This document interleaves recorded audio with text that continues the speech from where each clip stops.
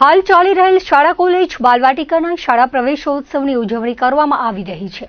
વાગડ વિસ્તારના મુખ્ય મથક રાપરના એકતાનગર ખાતે 23 વર્ષથી કાર્યરત નિરંજના પંકજભાઈ મહેતા ચેરિટેબલ ટ્રસ્ટ દ્વારા સંચાલિત એનપી મહેતા સ્કૂલ ખાતે શાળા પ્રવેશોત્સવ યોજાયો હતો।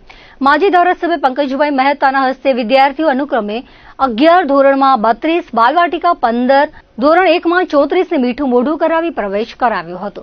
માજી ધારાસભ્ય અને સ્કૂલના મેનેજિંગ ટ્રસ્ટી પંકજભાઈ મહેતા, આચાર્ય રામજીભાઈ બારીયા, હિતેન્દ્ર જોશી, જયસુખભાઈ લુહાર, વિપુલ દરજી વગેરે ઉપસ્થિત રહ્યા હતા। સ્કૂલમાં 370 તથા મહિલા કોલેજમાં 150 વિદ્યાર્થીઓ અભ્યાસ કરી રહ્યા છે। શાળા પ્રવેશોત્સવ દરમિયાન વિદ્યાર્થીઓએ સાંસ્કૃતિક કાર્યક્રમ રજૂ કર્યા હતા। સમગ્ર આયોજન શાળાના મેનેજર પંકજભાઈ મહેતા, આચાર્ય રામજીભાઈ બારૈયા, હિતેન્દ્ર જોશીએ કરી હતી। જ્યારે પણ શાળા પ્રવેશોત્સવની અંદર જઈએ ત્યારે સ્વાભાવિક જ આપણે આપણા જીવનની અંદર પહેલા દિવસે જે પ્રવેશ મેળવ્યો હોય એ દિવસ યાદ આવ્યા વગર રહે નહીં।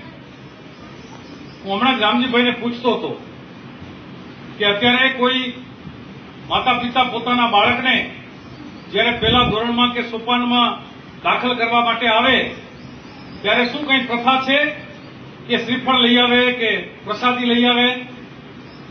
રામજીભાઈએ કીધું કે કોઈક લઈ આવે છે। મને મારું બાળપણ યાદ આવ્યું જ્યારે અહીંયા એન્ટર કરતો હતો ત્યારે। આ બાળકો તો કેવા સૌભાગ્યશાળી છે કે ઢોલ નગારા સાથે શણગારીને એનો સ્વાગત થઈ રહ્યું છે અને એ પણ હસતા હસતા આવે છે।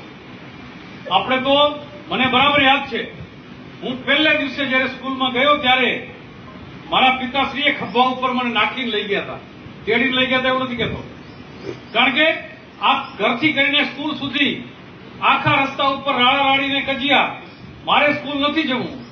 સ્કૂલનો ડર એટલો બધો મનની અંદર હતો કે સ્કૂલની અંદર નથી જવું એ પ્રકારનો ભાવ હતો।